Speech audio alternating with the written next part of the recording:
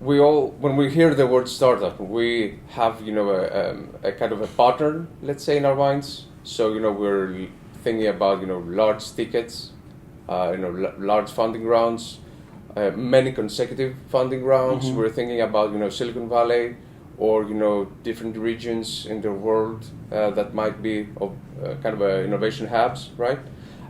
So we have this kind of what a startup looks like when it starts and when it launches. Would you agree on these terms, and does it make sense for Starttech Ventures to follow such a pattern? Yes, thank you, Vangeli. I think it's no surprise that I really disagree to those myths. Very, very, So you call them a myth? They are myths, and I think there are myths that should be debunked. So the number one myth is about funding. There is an inflation of funding rounds. I mean, recently, here in Europe, I heard about seed rounds of 3 or 4 or 5 million euros, which is incredible. It used to be a large Series A round a few years ago. There is an inflation of funding, and people think that, oh my God, I need to raise tens of millions of dollars or euros in order to really have chances to develop my business. That's definitely not true. Yodec itself is an excellent example of capital efficiency. Epignosis as well. Absorba Games in the past, talking about companies from the Starttech Ventures portfolio. So no, not only raising more money than needed, than the barely sufficient, not only does it not help, but I'm afraid that it really reduces the chances of success because it creates complacent organizations. So we are definitely into a bubble. The funding rounds are incredibly large, and I don't think that this is to the benefit of the entrepreneurs. So that's the number one myth. The second myth is about the Silicon Valley. It's funny, so many European regions claim that we are the Silicon Valley of Europe. Mm-hmm. Or, here in our small country in Greece, we know so many people that they thought that I have to move to the San Francisco Bay Area or to Boston in order to have chance of success. No, the pandemic has proven it. We live in an ultra-connected world. No matter where you physically reside, you have the same chances of success exactly because of the hyperconnectivity in our days.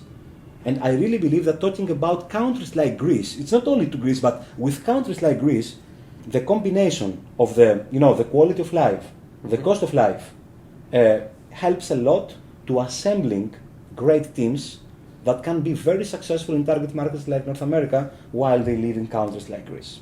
So this myth is gone. One more myth is about, a crazy idea or an exotic technology.